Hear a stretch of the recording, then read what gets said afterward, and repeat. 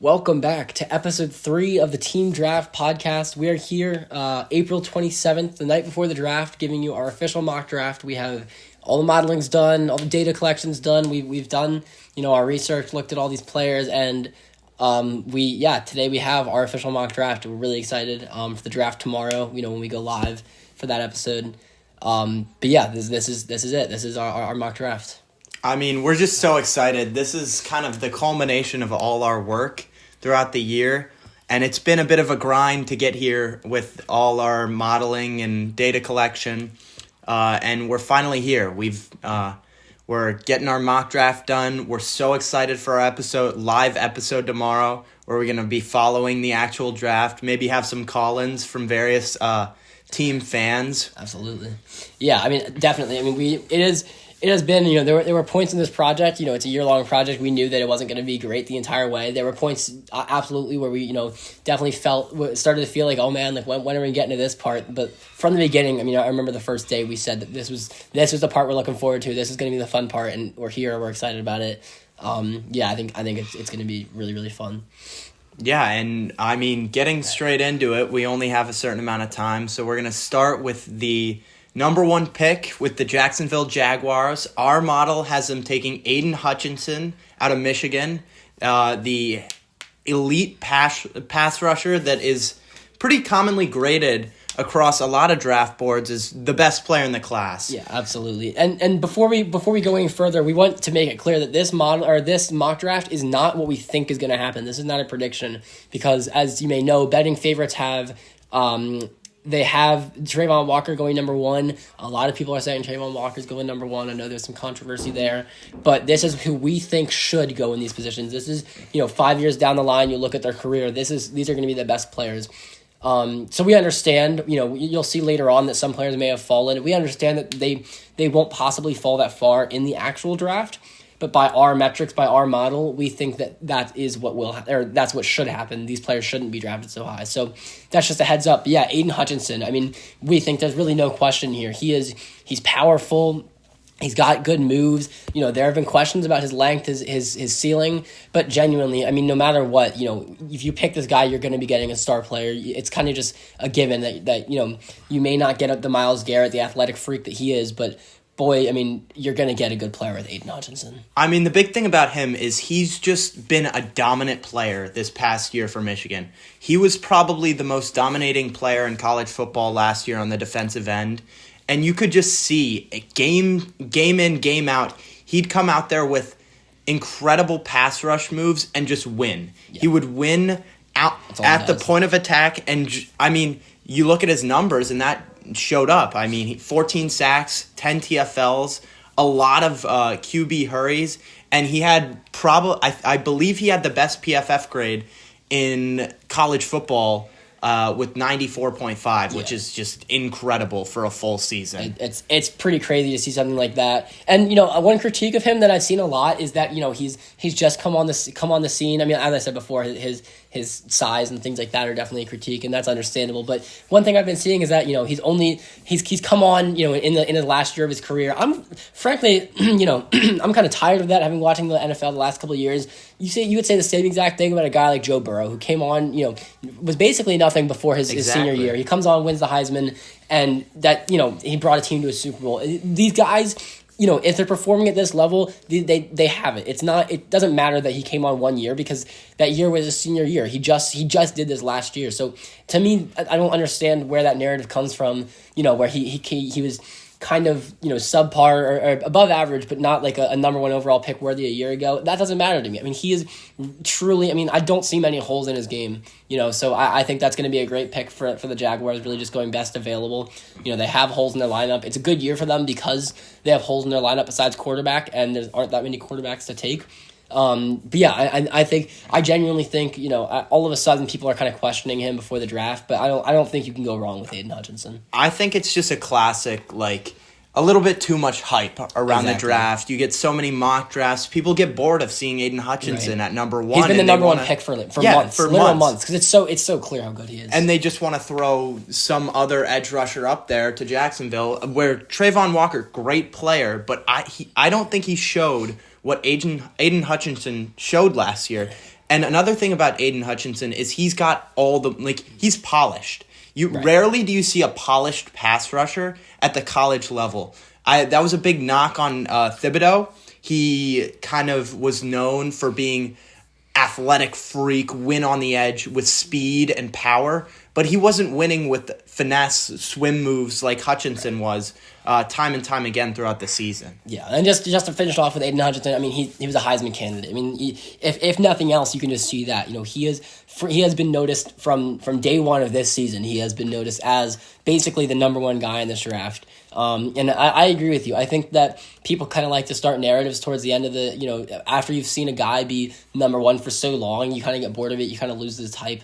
I don't really understand why Aidan Hutchinson is falling. I know, of course, he's not going to fall out of the top 2, but I don't even understand why he falls out of top 1. That's why we have him at number 1. Our model loved him. He's graded very, very highly because of his production, because of his nice moves. So really, I mean, it's a fantastic pick. But if we move on to pick number 2, now I'm sure if Aidan Hutchinson falls out of the number 1 pick, the Lions would love to have him, hometown guy. But that would be Ahmad Gardner. Again, this is the case where we know that Ahmad Gardner may not go number 2. No cornerback has ever been drafted higher than number 3. The Lions actually, with Jeff Okudah drafted a cornerback at 3, but just based on his production, based on how good he is, he's the perfect fit for them. And one thing I'll say is that, I think besides the fact, and we can talk about his production in a moment, because obviously he has it, Ahmad Gardner he fits the Lions. I think the Lions, with their new coach, with Dan Campbell, they're trying to create a new kind of identity, and I think that they want to create that Detroit toughness. Detroit's a tough town. They want to have that toughness. Ahmad Gardner, he is physical. He's strong. He is a man. He is a man press. You put him a one-on-one with a guy, and he's going to win every single time. He's stronger than them. He's better in coverage. He's faster. I mean, he's really, he's something that would perfectly fit the Lions' identity. I think another thing that you have to talk about is his just incredible college career. I believe in college he didn't give up a single touchdown in his entire career. I don't even think back to high school. Yeah. Apparently he's been quoted saying he doesn't remember the last time he gave up a touchdown. It's unbelievable. And he played at an incredible level. Cincinnati was a top 4 team in the country. They made the college football playoff. And although Cincinnati had a rough game versus Alabama, I promise you, if you watch the tape, Ahmad Gardner did not. He dominated that game. No, I'm not even sure if there was a single catch on Ahmad Gardner in that game. And I know Bama was missing Jameson Williams, but still, Bama's the best of the best. They have elite receivers up and down the depth chart, and Ahmad Gardner just locked them up. Right. And what you find is so impressive is that, he's a man-to-man guy, but he's not he's not the fastest guy on the field. And that just shows you how good he is in coverage, how good he is with his physicality. He's not the fastest guy on the field, but no matter what, you can put him against the other team's best receiver, and he will lock them down because he just knows where to be at all times. He's an incredibly smart player. And I mean, it's just really impressive. I just think personally, I love the pick. He was mocked here because our model loved his production. One thing I will say about our model is that it favors production. It's harder to quantify potential. Mm-hmm. So if you have a lot of production in college and in the combine, it's going to like you. And Ahmad Gardner had that production. And that's why, he's absolutely the second best player in this draft, we think. I mean, he is truly going to be a lockdown corner. He's not going to give up any touchdowns. I'm sure he'll give up his first touchdown, but you never know. I mean, he is just unbelievable at his position. I think even something, just a little exciting thing that I just noticed, he also is from Detroit. So no matter what, whether it's Aidan Hutchinson or Ahmad Gardner, you're getting a hometown guy that's that is really excited to be there and just kind of fits the identity of the program. I think another thing you have to talk about when you talk about Ahmad Gardner is you can't forget his incredible build at the cornerback position. He's built like a safety. Like, what other cornerbacks in this league are 6'3" with an incredible wingspan? Like, that's the reason he plays such good press man. He's a 4'4" guy at 6'3". Who is beating a man like that off the line of scrimmage? And I know there's been some questions about his zone coverage, but the reason he hasn't been tested in zone coverage is because he hasn't needed to play zone coverage. They've never asked him to play zone coverage because he's been so dominating in press man. And I'm sure you give him 1 or 2 years in the NFL, let him get some zone reps in. He'll be just fine in zone coverage, although I surely hope that the Lions play him just like Cincinnati has. Yeah. And just lock him up on an island, let him go to work and dominate the number one wide receiver across the ball. Yeah, I mean, really, he's, we'll move on here, but he's truly a guy that, I can see even 1 year, 2 years down the line, he's Sauce Island. I would love to see Sauce Island in the league. He truly is. He is an island guy. You can put him against anybody and he'll lock them up. I truly believe that. Again, we know it's a jump. Not that much. He's probably going to go top 5, top 10, but up to number 2, it's because he's just had so much production and you really can't find a big flaw in his game. All right, on to pick number 3 to the Texans. Now, when we were looking into this, we're looking at positional needs, and you get to the Texans, and you kind of realize the Texans just need anybody they can get their hands on. This is a team. There's potential there. They have picks. They have the chance to get this team, nicely stacked up to compete in a couple of years. But right now, you kind of just have to pick the best player available. And that best player available is Ikem Ekwonu. And he's just a dominating presence on the line. Like, the guy is 6'4", 330, and he hasn't had much of a question in how he can bully defenders at NC State. Like, he's just bullied defenders around the field. That's exactly right. He is a guy that just has the power that you need. There's a lot of questions coming into the league, with offensive linemen with their technique. But when you have the kind of power and the kind of size that Ikem Ekwonu has, I don't even think, he obviously will have to work on technique, and that's something, that people, have said about him. But genuinely, I think with his kind of power, he's going to succeed, because with that kind of power, how can you not? I think another thing you look at when you look at him is his versatility. He played a decent amount of left guard in college. He got a good amount of snaps in 2020 at left guard. And if he fails at the left tackle position, which I don't think he will, he can always transition to guard and be a dominating presence. Like, that him...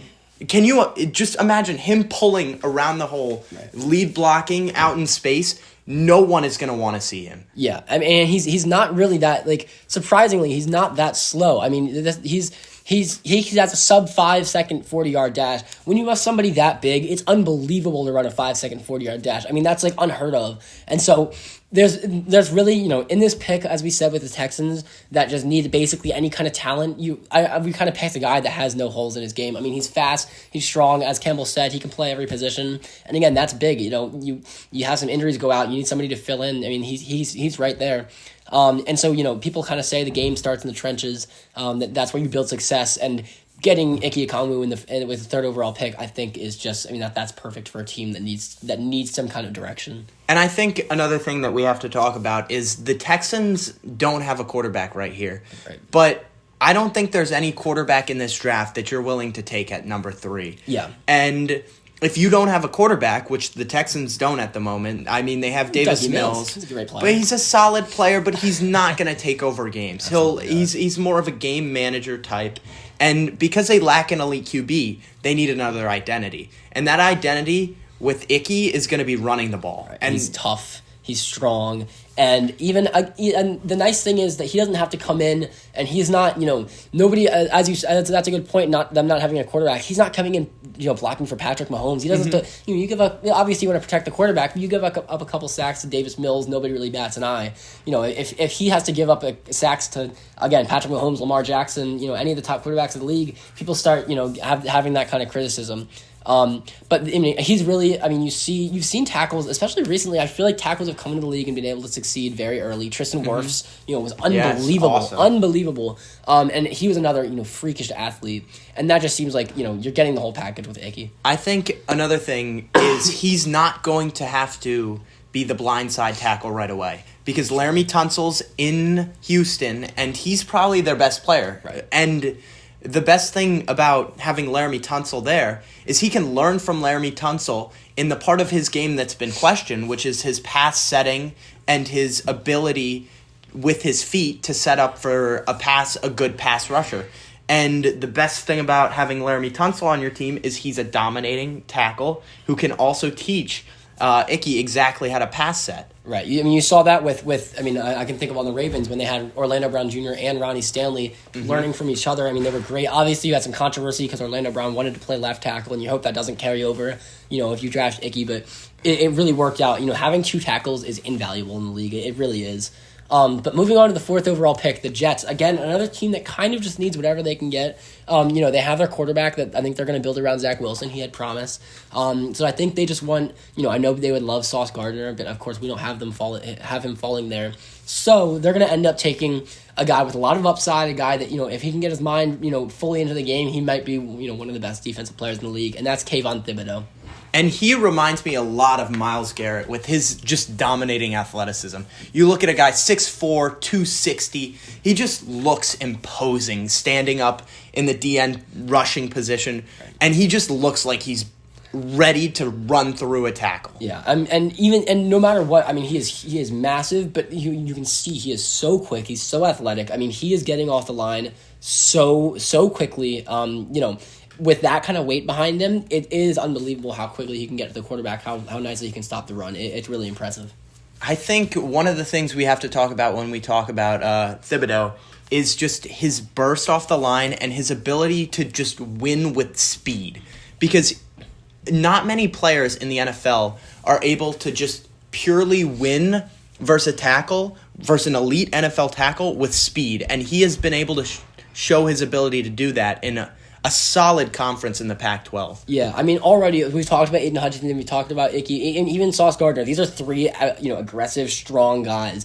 Kayvon Thibodeaux is the first guy kind of in this draft that we have here that is going, yeah, you're right, he's going to win with elusiveness, he's going to win with speed, and that is also something, power sometimes carries over, and traits sometimes carry over, and when you look at a guy like Kayvon Thibodeaux with those kind of traits, there's really not, it seems like he can't fail with that speed, with that kind of power. He's really impressive. Honestly, he's probably almost certainly the number one pick if he has a little more technique in college. One of the big knocks on him has been his inability to get away from his bull rush move and his speed rush move, which is a fair knock because he hasn't shown much else in his toolbox. But you think about how dominating he's been with basically two tools in his toolbox, and give him NFL-level coaching for a few seasons to give him a couple more moves on the line, and he could be an unbelievable player in this league. Yeah, and another thing, speaking of NFL coaching, another thing that I keep on hearing about Thibodeaux is, he hasn't really made a great impression among a lot of people. He doesn't seem super locked into the game. He doesn't seem like football. He's going to be one of those guys that's in there first, out last. People are a little bit worried about, his kind of mentality. I'm not. Again, that's another thing. I don't really understand where those questions come from. He's an impressive player. You don't just learn these. He's obviously an athletic freak, but you don't just get this good by not liking football or by not being locked into the game. He just said that his idol is Ray Lewis. Someone that was so locked into the game, and so especially in an NFL locker room where everyone has a common goal, whether or not he wants to make money or win a Super Bowl, it doesn't really matter. He's going to be there and he's going to be playing as hard as he can. So I'm not really sure why you see a talent like Kayvon Thibodeaux and you start dropping him in the draft just because of his attitude.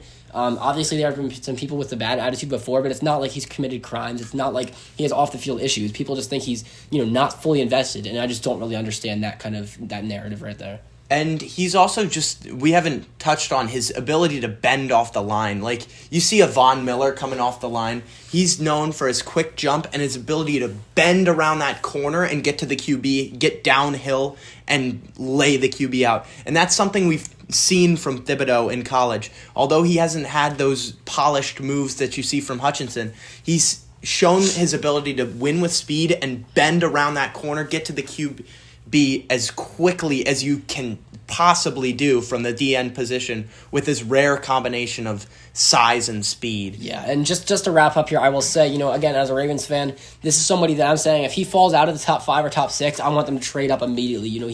In year 1, year 2, he may not be there. He may not be the best pass rusher in the league, but the Ravens are great at developing guys, developing pass rushers specifically. And so I would love to see them go up and get somebody that they can develop into one of the best players in the league. But the Jets, I think they want want talent, with Bob Saleh in there, he's got a great football attitude. I think they're gonna, with this pick, they're just gonna get someone that's aggressive. That's a great player. And moving on to wrap up the top 5, we have the New York Giants, who they are looking at offensive line and edge rusher, really, because their offensive line last year was just pitiful. If you look at, really I had Saquon Barkley on my fantasy team, miserable time, and just watching him get destroyed in the backfield time after time, it was hard to see.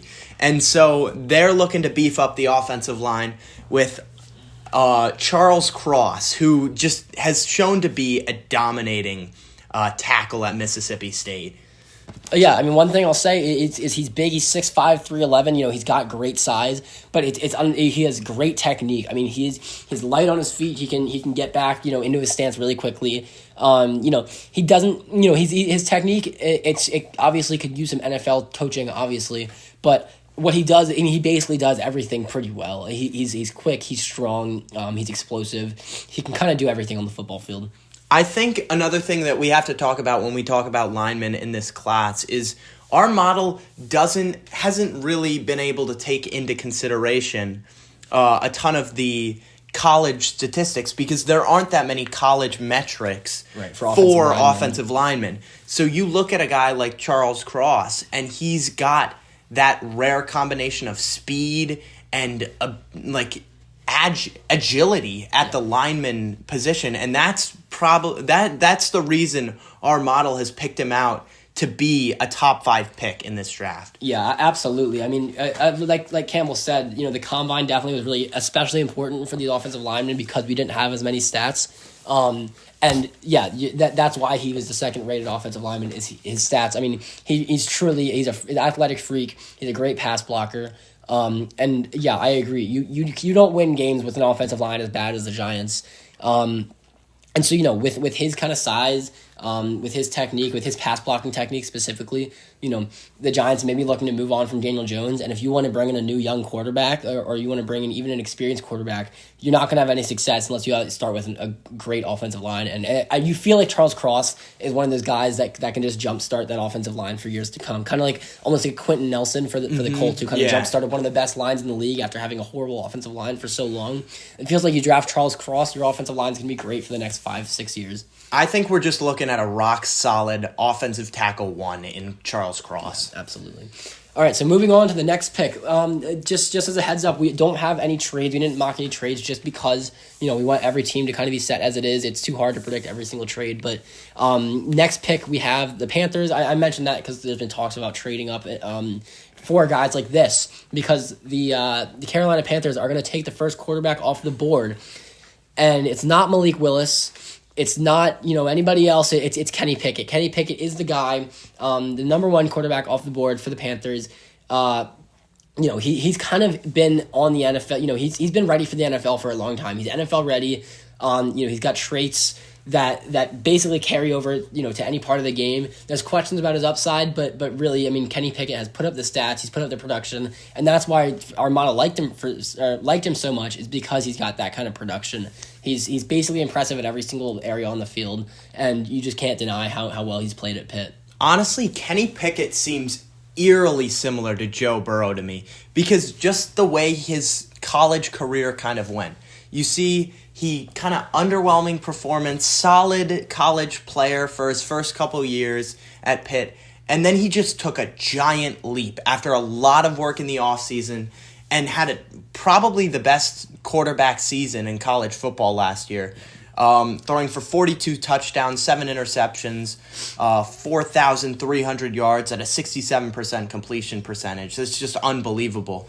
And another reason he reminds me of Burrow is his mobility. Like, you look at Kenny Pickett, and he's a guy who's going to be able to get outside the pocket. He's going to be able to make some throws on the move. He's not a lethal athlete like Malik Willis might be, but he can make plays on the move and still extend plays with his legs and get outside the pocket and make some plays. Yeah, absolutely. And again, I mean, I like what you said about Joe Burrow. Again, he's getting critiqued for being a one-year wonder. That doesn't matter to me. I don't know how you can look at Kenny Pickett and see that he's not NFL ready. I mean, he's truly, he's got like really good accuracy outside of the lines.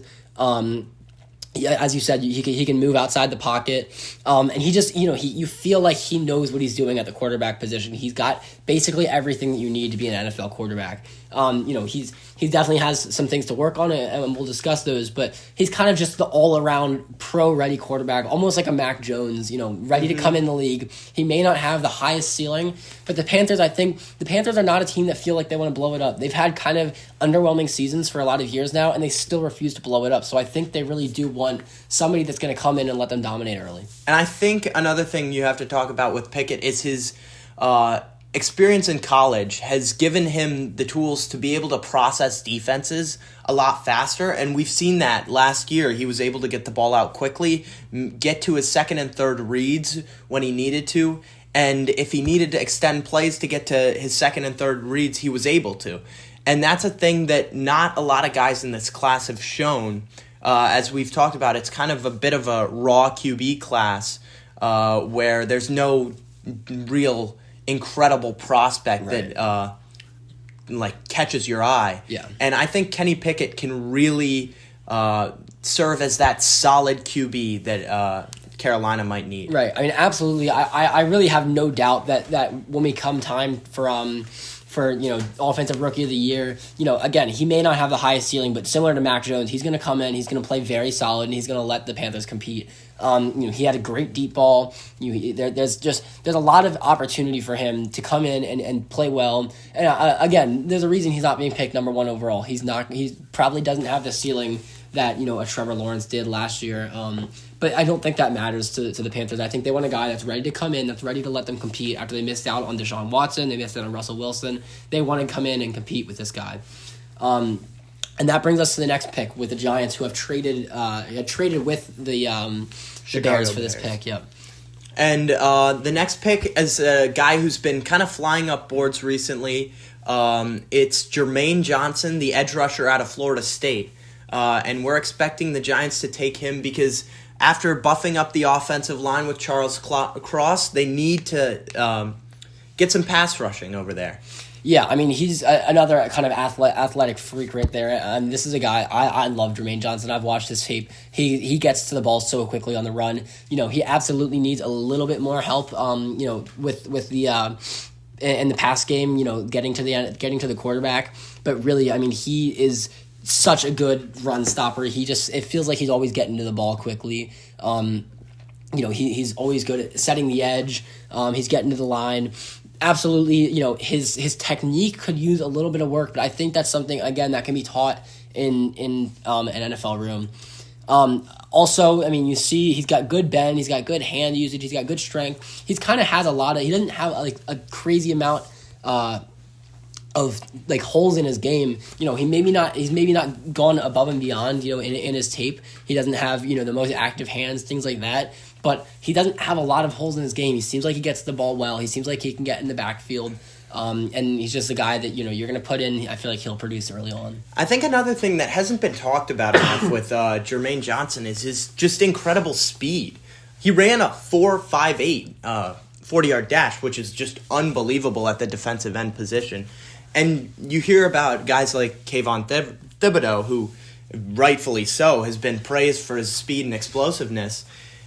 He ran the same time. They both ran 4.8 or 4.58, which is just unbelievable speed for the defensive end position at that size. Yeah, and we'll definitely start making these picks a little bit quicker. But I think that our model just liked him so much because he's had production and he has the physical attributes. He's 6'5", but can get under tackles. He's strong. He has strong legs. He's quick. He's kind of just got an unbelievable build. You talk about guys like Jordan Davis and these athletic freaks. Jermaine Johnson should be talked about in that same breath as just somebody that does not fit their size for how quick they are, for how strong they are, and all those things. And he's just really a great all-around player. I think we're going to move on to pick number 8 with the Falcons. One of the guys you've been hearing all about recently is the guy who a lot of mock drafts have flying up to number 1. We have him here at 8. We have Travon Walker, the edge rusher out of Georgia. Yeah, absolutely. And immediately, there's going to be questions, as we've talked about this, we've even questioned ourselves, does Travon Walker really fall to 8? Again, this isn't about where they're going to fall. It's about, where they should go. And really, we don't think that Travon Walker, while he is a great player, we don't think he should be mentioned with Aidan Hutchinson, Sauce Gardner, Ikem Ekwonu. He's in the 8 to 10 range, and I think that's fair. Like we said, we value production. I don't think that the number 1 overall pick should be a guy that, could be good. Travon Walker, he has the tools, but absolutely, I'm not really understanding why he's being projected to go number 1 overall when really in college he didn't have the production that you want to see out of a guy that's going to go number 1 overall. Yeah, you look at all the guys that we've mocked at the edge rusher position so far, and Hutchinson, Thibodeaux, Johnson, they've all had dominating seasons in terms of sacks and TFLs.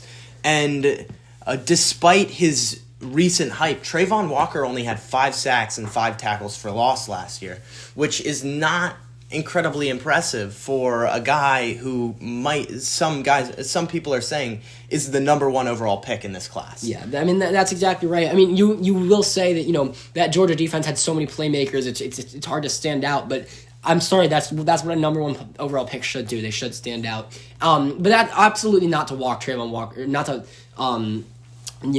say that Travon Walker is bad in any way. Travon Walker is a pretty unbelievable player. That's why we have him going number 8. He had an unbelievable combine. He's got good power. It's kind of just a question of how polished is his game right now. I think he reminds me a little bit of Kayvon Thibodeaux with his lack of polish. He's kind of a more speed, bull rush type of guy. He's not going to win with a bunch of creative spin moves, swim moves, like you might see from Hutchinson. But he does have a lethal combination of speed and power that you rarely see from anyone. Yeah, that's exactly right. The question for me is, he doesn't have the best feet and balance. He can't really stay balanced all that well. That's one of the worries coming out of this draft. And I think, you get on the NFL field with some of these guys that are a lot bigger than, the college guys that you're seeing. Is he just going to go to the ground every play? That's, a worry that you have. He doesn't have unbelievable hand usage. So my worry with him, why I don't see him going number 1 besides what we've mentioned, is that I could just see him, this is obviously a bit of an exaggeration, but just I could see him being put on his ass every single play. It feels like, he's got the strength, he's got the explosiveness, but, with the kind of technique, with the ways that you can get kind of maneuver players, I could see him, falling down, getting kind of shut down sometimes. Yeah, I can see him just getting locked up a little bit because NFL offensive tackles are freaks. If they get their hands inside your chest, you're done as a pass rusher. And he has not shown the ability to win with his hands and win with his feet versus linemen. That makes us feel that he's worthy of a number 1 pick. Right, and he's one of the guys, that had an unbelievable combine and teams started really paying attention, and that's fair, but, we've seen, what about Isaiah Simmons had an unbelievable combine? We've seen these combine stars go, raise their stock, but I don't think we've ever seen somebody have such a good combine that they protect themselves all the way up to the number 1 pick, and that's why we just don't see it happening. We think it is reasonable to pick somebody with this kind of potential, because he does have unbelievable. He's an athletic freak. He has the potential, so we understand why he should go high, and that's why we have him at number 8. But he just doesn't have a polished enough game to go top 1, top 2. So with the 9th pick, we have the Seattle Seahawks selecting Evan Neal, the tackle out of Alabama, who many people have as the first tackle coming off, lineman coming off the board. Yeah, I mean, he's definitely could go with the first lineman. All 3 of these linemen, Ikem Ekwonu, Charles Cross, and Evan Neal, are absolutely amazing players. You really can't go wrong with any of them. He's huge. He's 6'8", 345. I mean, it's kind of hard to believe that somebody is even that big and as athletic as he is. He moves like he doesn't move like he's 345 pounds. He moves like he's under 300 pounds, which is really unbelievable for his kind of size. The only issue is that, he is kind of, when you have somebody that has a great technique moves, he can't, get into his stance, as quickly as you'd like. You'd like him to, have a little bit more control over the players, but, he's kind of the guy that he's got the size. He's another guy. It's kind of hard to see him failing. I think another thing you have to talk about is his ability. The reason we have him at the 3rd tackle taken is our questions for can he succeed at the highest level? We think he'll be successful, no doubt. But can he succeed at the highest level without really any semblance of speed? Because he is not a guy who's going to get downfield and start laying blocks 10, 15 yards downfield in the run game. He hasn't run the 40, and that's mostly because basically the whole world knows that if he runs the 40, it's going to be about 5'4". Yeah, exactly. And so you just kind of worry, against these top guys, his body might almost be too big for him to control. It is hard to control a body that is 6'8". So you worry, our guy's gonna be able to maneuver around him before he can react, before he can kind of get to the right spot. But with his kind of strength, his kind of frame, it's kind of hard to say no to him, and that's why he is our third offensive tackle, but he's still going in the top 10 to a Seahawks team that needs that offensive line help. It's hard to say no to somebody that has these kind of body dynamics. And moving on to round out the top 10, we have the first receiver coming out of off the board, another Alabama prospect in Jameson Williams. Yeah, I mean, this is a guy that he's really a taller Deshaun Jackson is what he is. I mean, he's 6'2", 180 pounds, and he is as fast as they come. People have a little bit of worry about he tore his ACL coming out of or in the championship game. To me, I'm not really sure why that's become an issue. I understand obviously injuries are a concern, but an ACL at this point in our world where ACLs, I feel like everyone tears an ACL every year. With the medicine that we have, I'm not sure why one ACL injury should really be worry about somebody with his kind of talent. I think he's just an unbelievable speed guy, deep threat player who you're going to see him in that Jets offense just have an incredible connection with Zach Wilson. I mean, he's a game changer, and that's what you feel like Zach Wilson kind of needs. Zach Wilson, towards the end of the year, he kind of seemed like he was coming along. He was kind of getting the basics down of the NFL, and he was really starting to succeed. And when you have a game changer like that makes everything so much easier. You don't need to have the most pinpoint exact accuracy when Jameson Williams is running past every single cornerback on the field. He is truly a deep threat speed guy, but he doesn't seem, people have had John Ross, you look at John Ross, you look at Henry Ruggs, there have been issues with speed guys in the past, but Jameson Williams kind of has the more ability than those guys. They seem like they were pure speed. He's got pretty good route running. He's got good ball control, good elusiveness. His physicality needs work. He could build up some muscle, but it's still there. He still has all the pieces that he needs to succeed. I think a big key with him is his improved route running from guys like John Ross. Exactly. You look at a guy like John Ross, he's running 4.2, but he doesn't have the tools that Jameson Williams has to run those deep out-breaking or deep in-breaking routes across the field and get good separation without just burning over the top with 9 routes. Yeah, I mean, he doesn't drop the ball. He catches basically everything thrown to him, and he can kind of, whether it's a screen and he runs past everybody or whether it's a deep ball and he runs past everybody, he's going to get behind the defense and he's going to score a lot of touchdowns. So you just feel confident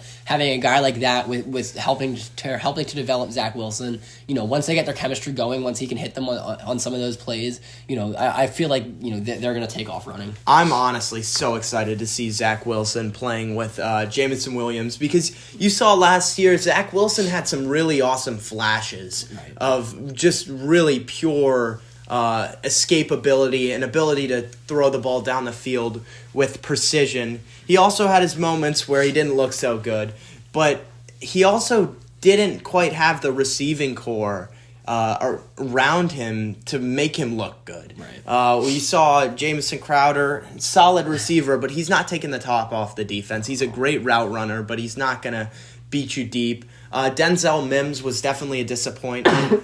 And when you have not that great a receiving core, it's hard to make plays as a quarterback. Yeah, absolutely. I mean, I will say Denzel Mims, he's a speed guy. You're going to have a lot of speed on that offense, especially with Zach Wilson. He's a young guy. He's a give-and-go guy. I mean, it seems like Zach Wilson will thrive in this offense with a guy like Jameson Williams, who produced well enough in college to be our number one receiver off the board. And at the 11th pick, with the second receiver off the board, we have the Washington Commanders taking Garrett Wilson out of Ohio State. Yeah, I mean, Garrett Wilson, he's a guy that really does. You really don't feel like he has a single hole in his game. I mean, he can basically catch anything. He can adjust to literally any ball that comes towards his way. He's got great route running, and he as a ball carrier, he's gonna do really well. There aren't that many areas in his game that you really worry about.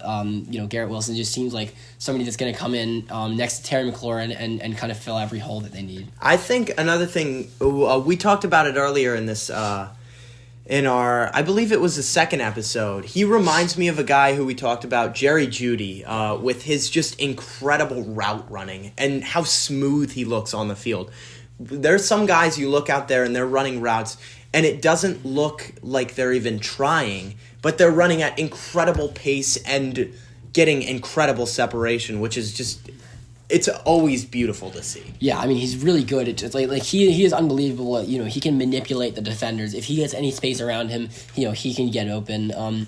He's got good elusiveness. He's got good route running. Again, he's not the fastest guy. He's not the strongest guy, but I like that pickup with Jerry Jeudy. He does remind me a lot of him with just that kind of ability to get open at all times. I honestly feel like his speed is a little bit underrated. Like, the narrative on him was coming into the combine was that he was a guy who's going to win with route running and win with technique, but he also ran a 4.38, which is unbelievably fast. Like, that is very impressive, and I know it surprised a lot of people how quickly he ran in his 40. Yeah, and last thing I'll say about him is that, he's kind of has what you like to see. He's not the most physical, but it doesn't really matter. I mean, he can still go. He kind of almost has the catch radius of, the top receivers in the league, even though, he's not built like Julio Jones, but he has his catch radius. You know what I mean? I mean, it's perfect, for a guy like that, to have that kind of, not have that physicality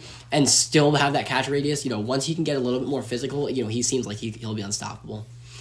All right, and that brings us to the next pick, the 12th pick in this draft to the Minnesota Vikings. This is a pick that I've constantly seen mocked at a cornerback, but we felt like they needed more edge pressure, and we know this is kind of a surprising one. This is a guy that people don't necessarily have this early in the first round, but it's Arnold Ebiketie out of Penn State, 6'3", 250. He's a power guy, and he kind of feels like he's always ready to play the game. Honestly, this is one of the bigger surprises that our model pulled out.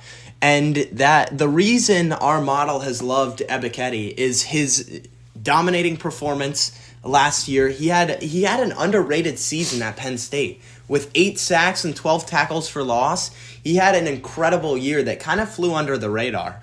Yeah, I mean, he doesn't have the total college production, but we're really, we want to see, again, we don't trust the 1 year wonder thing. We want to see what they did last year. And he did well with that. He seems like he's always, out there making plays. And so he had that production. He showed that production. He had a very good combine.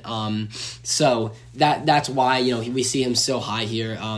I don't think, there are that many other players in this draft that really can put it all together like Arnold Ebiketie. Under the right coaching staff, he's obviously a raw prospect, but our model just really liked him for his kind of production that he's put up and what he has in his game. I mean, honestly, he's also just a freakish athlete, which is kind of the trend we're seeing with a lot of these DNs in this class.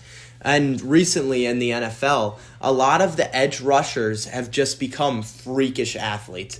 You see a guy like Ebiketie who is 250 running a 4.65, which almost doesn't feel that impressive, but it is. It's so impressive. Yeah, I mean, he doesn't really have the tools, and that's why he's, for many people, he's fallen a little bit further. But I don't know. I think we see the production and we see the athleticism, and it's kind of hard to pass up on that.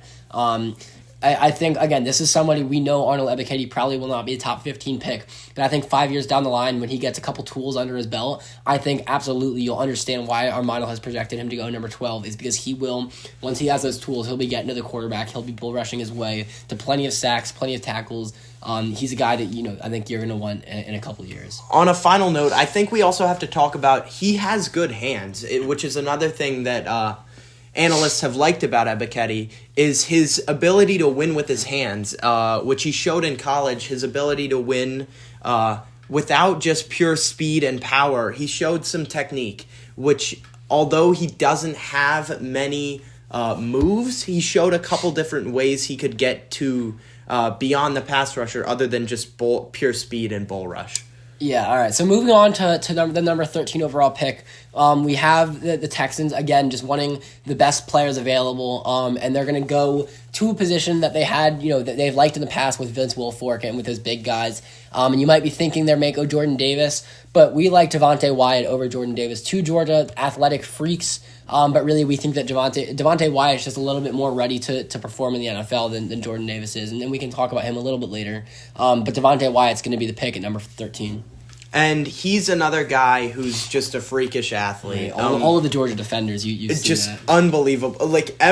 It seems like every defender on that Georgia front is running incredible 40s, showing incredible strength, and just showing why that Georgia defense was so good last year. Yeah, exactly. I mean, he's got he's just got so many parts of his game that are just ready for the NFL. He's just got every part of the game that you really want. So you understand why, Jordan Davis, obviously an athletic freak, but you can kind of pinpoint parts of his game. He doesn't have that kind of endurance. You've had questions with him staying in the game at all times, and he doesn't necessarily have the moves. Jordan Davis, again, is a freak human being. He kind of powers through everybody. But there aren't really that many places in Devonte Wyatt's game that you can point to that are really holes. It seems like he's ready to go in the NFL. It seems like he's going to make a difference from day one. I think another thing is he ran 4.77 at 300 pounds, which is just a tick under what Aidan Hutchinson ran, and we still mocked him number one because of his incredible tools as a pass rusher. And this guy at the interior D-line position could just wreak havoc at the next level. Yeah, absolutely. And yeah, so a final thing to say about Devonte Wyatt is you see with that kind of speed, he could end up with his kind of athleticism. He doesn't have that, a great power move. So maybe that means he moves himself to the edge, which he can do with that kind of speed. And I think he could dominate there as well because he's so versatile. He gets off the line quickly. I think that's something that he's definitely going to be really good Yeah, at. I feel like if he were to cut down maybe 20 pounds or so, he would probably be able to run in the 4.6s, which is plenty good to rush off the edge at the NFL level. All right, so moving on to pick 14, this is the homer pick for the Baltimore Ravens. They're looking for edge rushers, they're looking for playmakers, and we got George Karlaftis out of Purdue. He's 6'4", 266, and he's really been a guy. He's got shades of Courtney Upshaw in his game, which is great as a Ravens fan. Courtney Upshaw, a former Raven, and he just got so much power in his game that it's kind of hard to deny him. He doesn't have, he tries to get a little cute sometimes. He tries to use his moves, which he has moves in his game, but really he's just got so much power in his game that he really should just go to his bull rush almost every single play because it's that dominant. I think the thing we have to talk about with him is his versatility, because we've seen how able he is to bull rush. He's proved that he can line up at the interior 3-4. He can line up in a 4-3 or a 3-4 off the edge, which is good to see as a college player. You don't want to be picking someone here, top of the first round, who you have concerns whether they can rush inside. Yeah, exactly. And the last thing, what we'll say about him is that a critique of him is he can probably get, he could do well with simplifying his game a little bit almost. It seems like sometimes he gets a little herky-jerky, he gets a little, tries to get a little too cute and use all of his moves that he has in the tank. Like we said, he doesn't even need to. I mean, he's versatile enough that he can just get in the right position and use his power and use kind of that mentality that play after play, he's going to come hit you, he's going to come lift you off your feet, and he's going to get to the quarterback. And so I think, if he's plays a little bit more disciplined, which he could in the Ravens system, I think he'll have great success with that kind of power.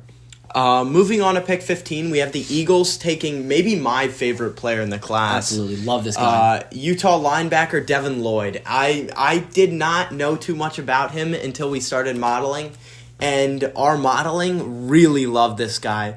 And honestly, after modeling this guy, I started watching his highlight tapes, and this guy just jumps off the screen. He's fun. I mean, he is truly somebody that is fun to watch. It's hard to find guys where you can watch, not even his highlights, but just his in-game play. In every single play, he's moving. He's all around the field. I mean, literally, he's everywhere he needs to be, and he's just so good at every point of the game. He's absolutely somebody that Campbell and I have both been raving about for weeks now after looking at, our model loves his production and especially loves his athleticism. him. I mean, he really is just all over the field at all times. He actually, out of all of the linebackers in the model, he probably had the best production. That's at Utah, but he's still playing good competition, and he's still producing at an unbelievable level. He has so many sacks, so many tackles for loss. It seems like he gets to the ball so well. And another thing about him is he just doesn't have holes in his game. He's got good speed. He's a strong player. He makes tackles. He knows when to lay the boom and when to make a conservative tackle on a shifty running back.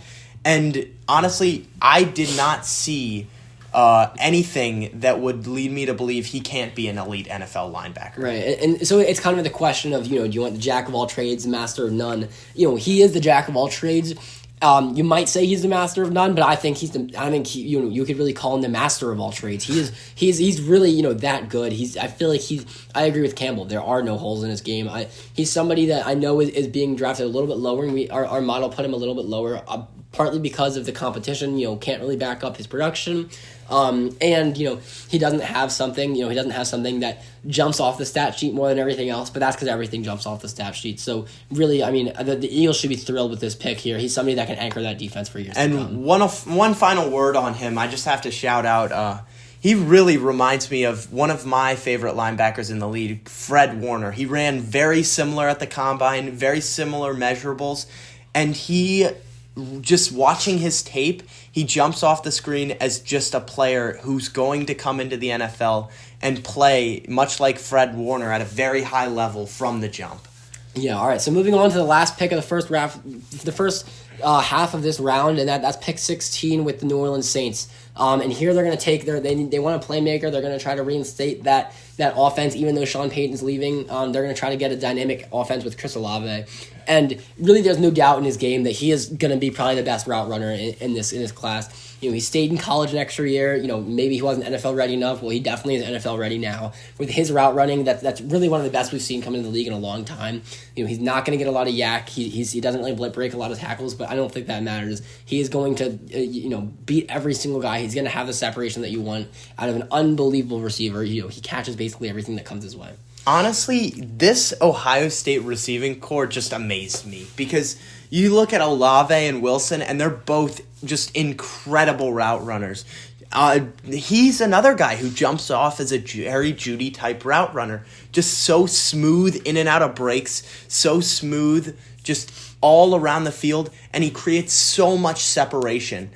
He makes it so easy on his quarterbacks. Yeah, I mean, he definitely, again, not the most physical guy, so in man coverage, he could kind of get beat up a little bit, but against zone coverage, and even against man coverage with a cornerback who can't match his ability, he's really going to get open all the time. He's a very safe pick, and it makes sense for the Saints. Hopefully if Michael Thomas comes back, you have some reliable receivers, some guys that are always going to be able to get open and catch the ball when they need to. I think Olave is just a guy who, coming into the league, he's going to make an impact. He may not end up being an incredible receiver, but he is going to make an impact as a slot guy or as a number 2. He will have some sort of impact in the NFL. I just cannot see him being a below-average player in the NFL. Agreed. And so moving on, we'll move considerably faster in the second half, but that's our first half done, and we really like those picks. But moving to the Chargers in the second half of this draft, they're looking for somebody to bolster the line in front of Justin Herbert, their franchise guy, and they're going to go with a guy a bit untraditional here. This might be a surprise to a lot of people, but our model really loved Trevor Penning at the 17th overall pick. And that was another guy similar to Icky, who we selected at number 3 earlier, who just showed dominating run blocking on tape. He was another guy who just couldn't be stopped once he was pulling around and making incredible blocks. Yeah, I mean, he's not perfect in pass protection. He's not that well tested because he didn't play, against the best competition. But, he's strong, he's tall, and he's got really good techniques. So, there's some kind of question about his game. Again, he's surprising to be here, but he's just got the power. As we said, our physicality is also something that has won in our model, and he's got that physicality.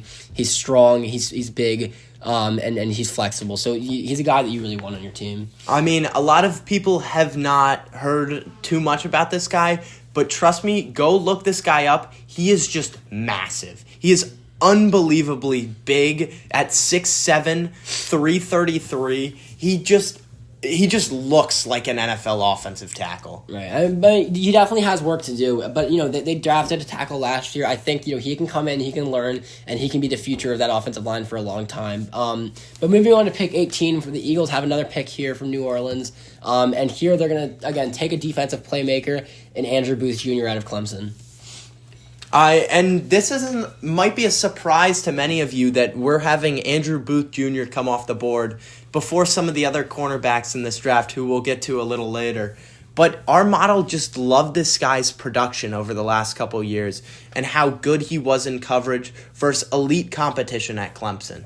Yeah, he's got the interceptions to back it up. He's got the passes defended to back it up. What he's got, he's kind of been a quiet player at Clemson. He hasn't jumped off the screen, but that's kind of what you want as a cornerback. Honestly, you don't want your name called a lot. He definitely has to work on his tackling. That's definitely absolutely something that you're worried about. He has a 21.8% career missed tackle rate. That's a little bit questionable, but he's got strength, he's got explosiveness, and as we said, that's what we really like. He seems like he's nicely polished. Besides his tackling, his coverage seems very nicely polished. Yeah, and another thing about him is he just has really good feet. So he can match up with some of those guys like Olave and Garrett Wilson, who we were talking about earlier, who are incredible route runners. This guy, Booth, is able to match up with these guys because he's got incredible feet himself and is able to track route runners like Olave and Wilson. Yeah, really the only reason he falls here is because his tackling. I hate to say it, but it really is that bad. It is pretty miserable. He's not a good tackler, but you hope that going to the Eagles, they kind of. A guy like Devin Lloyd can make up for that, and they'll have playmakers on their team that can hopefully make up for his tackling. And again, a lot of the times you kind of hope that he never has to tackle because that side of the field, may be locked down with his kind of his ability. I'm just hoping that he can improve at the NFL level with his tackling, because if he's able to, he can be a dominating corner. All right, number 19, back to the Saints. So they already picked a superstar wide receiver off the board with Chris Olave, and I think we're gonna pair him with a second quarterback off the board here, and Desmond Ridder. That's definitely a surprise to see Desmond Ridder number 2. But our model, again, the production he had. He put up the numbers that you want to see at a high level. He brought the Cincinnati team, who nobody really believed in, to the college football playoff. He has the production. He's a true winner. I think another aspect, which is similar to Kenny Pickett, that we loved in Desmond Ridder is his ability to process defenses. And this is kind of shown our model really likes guys who can process defenses at the college level and make high-level plays at the college level, rather than just flash potential. And Ridder has shown that he can process a college defense and get to his second and third reads easily. Yeah, what you like out of him, as you said, processing speed, he's quick. His accuracy needs work, and that's why with Chris Olave, that's definitely going to help him out. With a route runner like that, he'll have the separation to kind of place the ball wherever he needs to put it. He seems, again, another guy that seems NFL ready. You can see, Malik Willis is not off the board yet. We'll maybe touch on that a little bit later. But you see Kenny Pickett and Desmond Ridder as their 2 quarterbacks off the board because they're ready to go. They're ready to get in here. And again, the Saints are another team that they don't want to rebuild. They're not going to come in here and start a whole new process. I think Desmond Ridder comes in immediately with Chris Olave, and they can get right to work. And I think another thing about Ridder is people don't realize how game-breaking his speed is. He ran 4.52 at the combine. He's a guy who, if you get him in open space, he can take a ball to the house. Yeah, absolutely. All right, so moving on to the Pittsburgh Steelers, who they have a stout defense, but what you really want is to be able to stop the run. That's what wins you Super Bowls. And so they're going to go to UConn, and they're going to pick interior defensive lineman Travis Jones. You look at any tape from UConn, who's a team that doesn't get a lot of attention, but he will stick out. He is really impressive. From day one, he started freshman year to now, where he is now. He's unbelievable. He's played unbelievably every step of the way. Yeah, and he's another guy who's got that unique combination of size and speed. He's a strong anchor at the nose tackle position, but he's also pretty quick. The big kind of mark on him is that he's not athletic in the slightest. He He ran, in the 40-yard dash, he ran under 5 seconds, but really, he isn't able to do a lot of athletic things well. You get a fast guy like, you get someone that's quick on the offensive line, and they're probably not going to be able to stop him. They probably will be able to stop him because Travis Jones really is not that athletic. If you can get him kind of off balance, he's kind of done for. But if he can get to you first, if he can use his strength to get under your pads and get to you first, he's really gonna he's gonna be able to get to the quarterback. If he can kind of ragdoll you around left to right, you're kind of done for because he's that strong and that big of a player. So moving on to pick number 21, we have the Patriots selecting wide receiver Jahan Dotson out of Penn State, and this is a big pick for the Patriots. They definitely needed a wide receiver, and Dotson is a guy who our model has just loved. Yeah, absolutely. Again, he's got the production. This is another question of is he really going to go this high? Probably not, but we think he will. And again, years down the line, we think you'll find out why. Because he's very quick, he's sudden. You get off the line, he's got a great first step. He's not that physical of a guy. But with Mac Jones back there, I think he'll get open and he'll produce in that offense. And I think he'll be able to show up in the slot because he's very quick and sudden, as JP just pointed out, and he's also got he's really vertically able to get to a lot more balls than a lot of guys at his size are able to because he's only 5'11", but he's got a nice 36-inch vertical.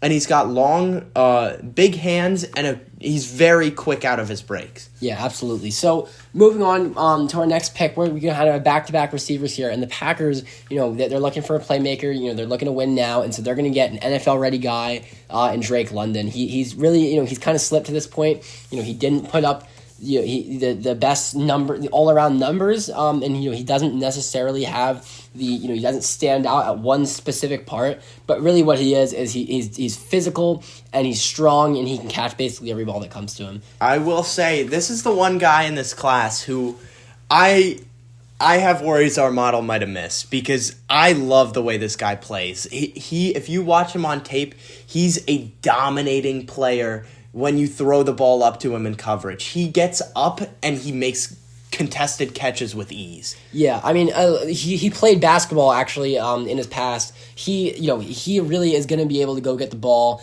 and that's really impressive in his game. The one flaw of his game is he's just not that fast. He doesn't have game breaking speed, and I will say that's where our model probably missed because it loves the speedy guys. It loves somebody. Our model does love game breaking speed. Yeah, and we've seen that with all the great route runners that we've seen so far, but I think he can play through his speed, especially with a guy like Aaron Rodgers who's going to get him the ball no matter who's covering him.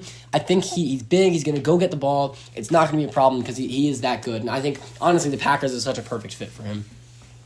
So moving on with pick 23, we have the Cardinals taking Tyler Linderbaum out of Iowa, who was just probably the best overall lineman in college football last year. Yeah, I mean, there's really not much to say about him except that he is the best center, potentially one of the best centers that's come into the draft in a while. He falls down a little bit just because, centers are just not going to be picked in the top 10, top 15. But truly, he could go, number 5, and with his production that he puts up, you really wouldn't even question it that much because he's just that, all around. He's got what he needs to succeed in the NFL. He really is. He's consistent. Our model liked his athleticism. He's quick. Unfortunately, he's not gonna be able to move around to other positions. You'd hope that somebody of his talent can move to a left tackle or right tackle. But with his size, he's kind of stuck at the center position. But I really do think he's gonna come in. You saw Creed Humphrey come in and dominate last year. Tyler Linderbaum's gonna do that at an even higher level for that Cardinals offense. Yeah, he reminds me of a Creed Humphrey who is so polished at the college level that he's just gonna come in to the NFL as a rock-solid center and could be one of the very best centers in the league next year. Yeah, I mean, I really have no, there's not much to say about his game besides, he is just really, I don't have any questions about his game. He's going to come in and he's going to play great. And I think that's what the Cardinals need, in an offseason of some uncertainty. I don't think it's a bad thing for them to have, that perfect guy that's going to come in. There's no questions asked. He's just going to be good. Moving on to pick 24, we have the Cowboys taking Kenyon Green out of Texas A&M. Yeah, so Kenyon Green, I mean, he came in potentially being one of the top tackles. He's not as versatile as you'd like, but I think he's still, he's got those pieces there that's going to make him really good. He's flexible, he's strong, and I think that he can really work his way, even higher than this. But we just liked him again. He really didn't give up. He gave up 1 sack this year and 0 sacks last year. He's really a great player. I think another thing that we kind of like about Kenyon Green is his versatility. He played some snaps. Just last year, he played every position except center. And he logged nearly 100 snaps at left tackle, left guard, and right tackle, which is really impressive for a guy at the college level just to be able to fill in at so many different positions and be able to succeed at so many different positions. It's really impressive, and it shows that he'll be able to make an impact as a swing guard or tackle at the NFL level. Right. I mean, what you like about him is he's explosive. He can absorb hits. So even if he gets hit first, which he might, because a question in his game is his hand usage. That's where he could grow a lot. He could get a little bit more moves into his blocking repertoire. But he can absorb hits. Even if he's hit first, it's not going to be the end of the world because he is big, he's explosive, and I think that he can really work his way into a great starting role in the NFL. So next up, with the 25th overall pick, the Bills are just gonna, they're gonna look at the Chase game last year and they're gonna realize that it's a shootout. Maybe you have one more cornerback to the team, one more tackle, and they win that game. So they're gonna go out to Florida and they're gonna get Kaiir Elam, who really has been consistent for Florida since his freshman year. And another thing our model just loves about Elam is his dominant performance in the last couple of years. In almost every year in his college career, he held his opponents under 55% completion percentage, which is really impressive at an SEC Power 5 school where you're facing some of the best receivers in the country every week. Yeah, I mean, he's got solid speed, but what's really special about him is he's very physical. He can kind of get to your best receiver, and you press him off the line, and you're not too worried because he kind of will put that route in the ground. That he could almost take somebody completely out of the game with that kind of physicality. And I feel like he should be able to come into the NFL and succeed almost right away, just because of how much experience he's had. You look at a Sauce Gardner; he's unbelievably athletic and played at an unbelievably high level at Cincinnati, but he's not seeing SEC competition week in and week out like Elam is, and he has seen for his entire college career. That's absolutely true. And we'll end just with one of the worries. He is good, because of how he plays pretty aggressively, he's gonna rack up some penalties. But I think, he goes to a Bills organization that's well disciplined. They teach their players well. I think he can fix that, and I think at that point he won't have as many holes in his game, and he's just going to be a rock star there on the defense. Moving on to pick 26, we have the Titans taking another wide receiver in Treylon Burks out of Arkansas. And this is another guy who is just a very strong wide receiver in this class. You see another guy who's strong, big, and fast, which is a common theme amongst the wide receivers in this class. Right. I mean, you said it exactly right there. He's got the great size and speed combo. What he lacks is maybe some elite route running, but I think he makes up for that with not a lot of holes elsewhere in his game. And he doesn't have incredible. He has good speed for his size. It's not game breaking speed at 4.5, but he should be able to run by defenders at the NFL level with his speed, and he should also be able to make some impressive contested catches. With his size. That's exactly right. I mean, you look at a guy like A.J. Brown who's succeeded even with Ryan Tannehill, who's gotten a lot of hate. With a guy like Ryan Tannehill, you're going to need to go make some of those contested catches. Maybe when the run game's not playing too well, and so he's going to be great for that position. But moving on to pick 27, we probably have who is the biggest surprise of our draft, and that's Derek Stingley Jr. falling all the way down to pick number 27. And I can tell you exactly why. Obviously, he's an athletic freak. He's unbelievable. He's fast. He's strong. But what he has is he has injury history. which, as we said, is not the end of the world, but that means he has not had the production. Our model loves production, and Derek Stingley, since his freshman year, has not seen, he has not seen anything close to his production he had in his freshman year. His freshman year, unbelievable. One of the best, college seasons almost of all time. But since then, it's been injuries, it's been not a lot of production, and so we can't justify having him that high in the draft when he hasn't produced, where we want to see him have had production. And he's probably one of the more interesting guys in this class for our model just because of how low we are drafting him. And once again, we want to point out that we don't expect him to get picked. No, he will get picked in the top 10 probably. We are certain he will not get picked here.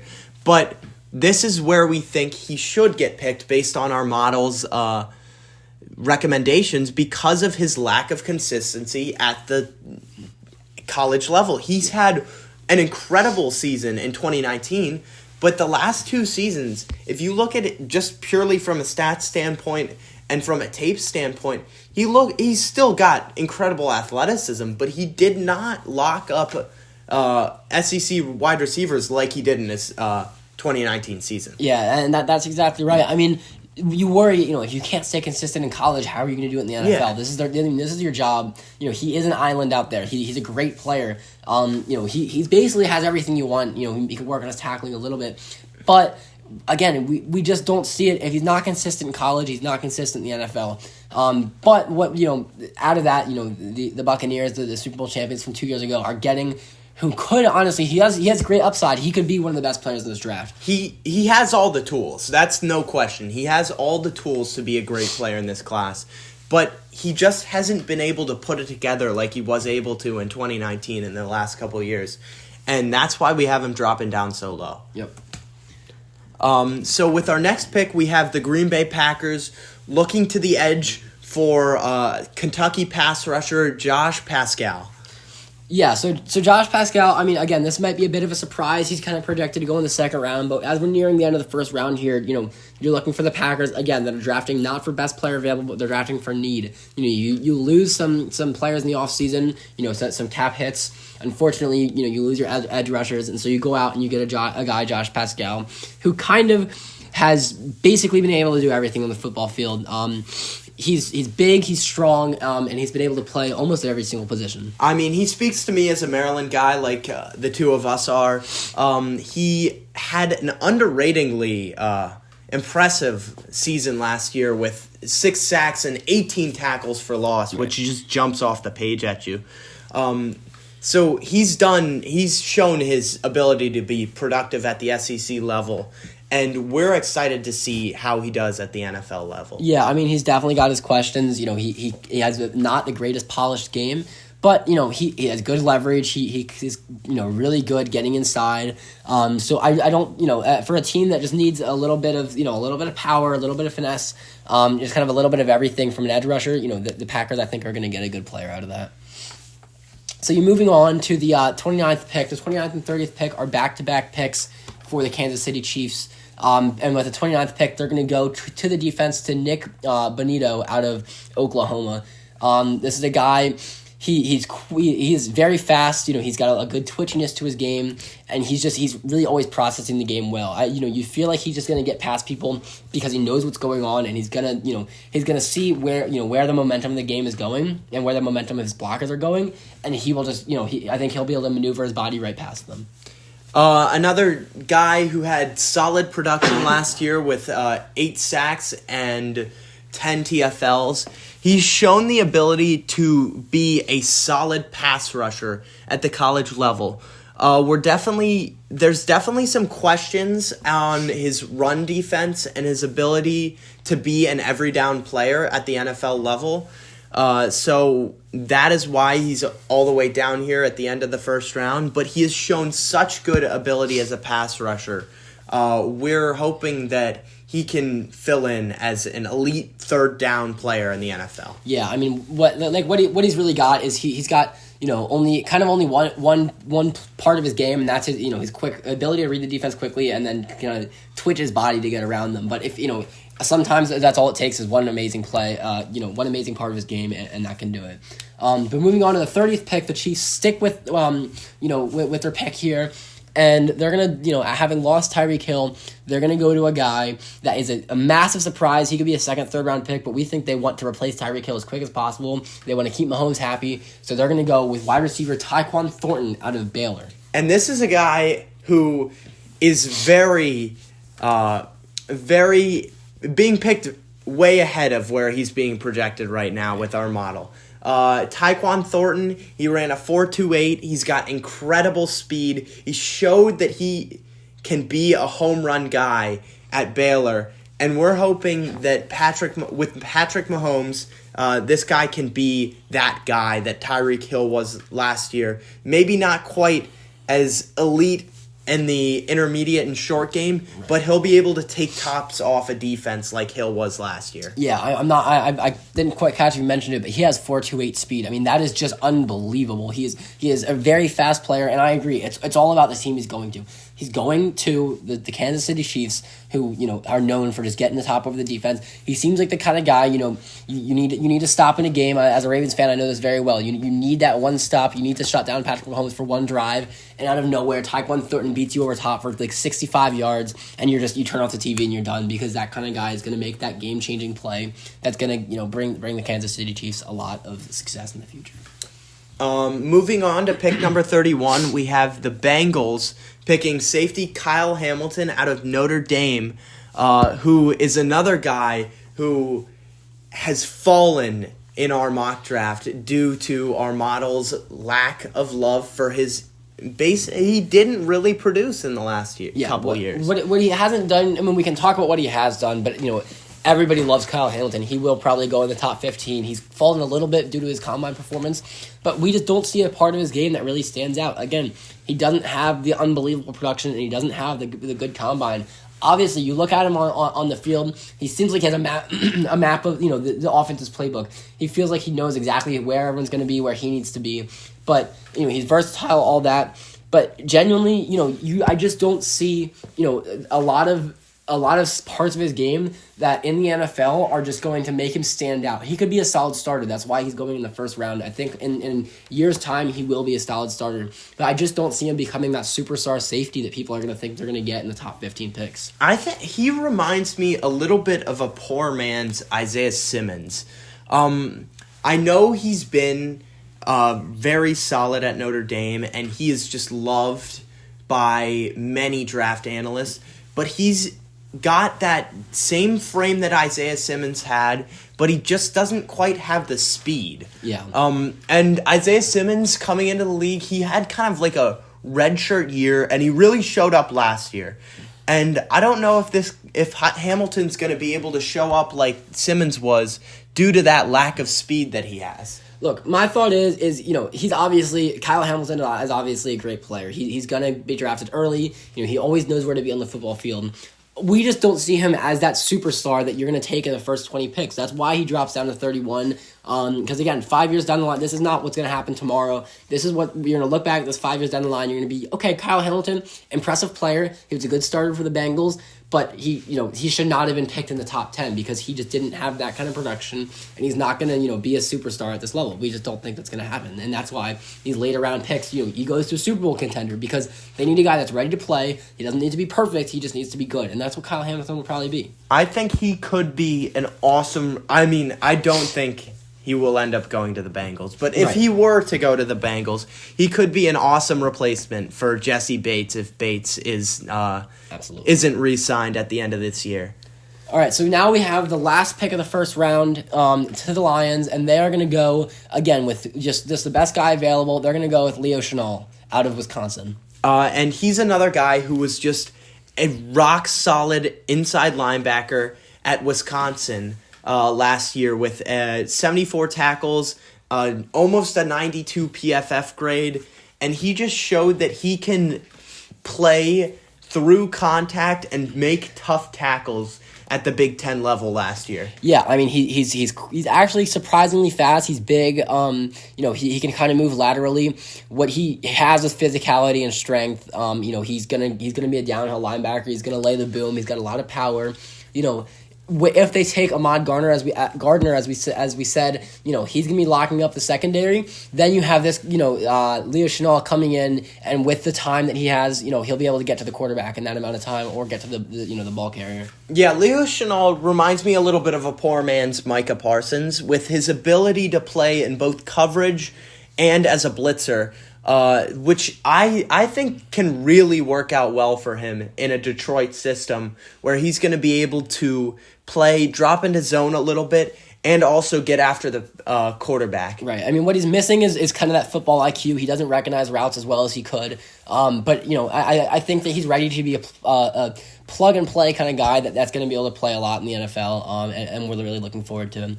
But with that is the end of our mock draft. We are really excited to see how these picks turn out. Again, we know it's not the most accurate, but it's what we think based on our model is going to show up in a couple years down the line. So we're going to end it off pretty soon here because we've gone long on time, but we hope you enjoyed. We hope you enjoyed our picks and sharing some of these, and we can have a healthy debate about it. These are just our opinions and what our model said.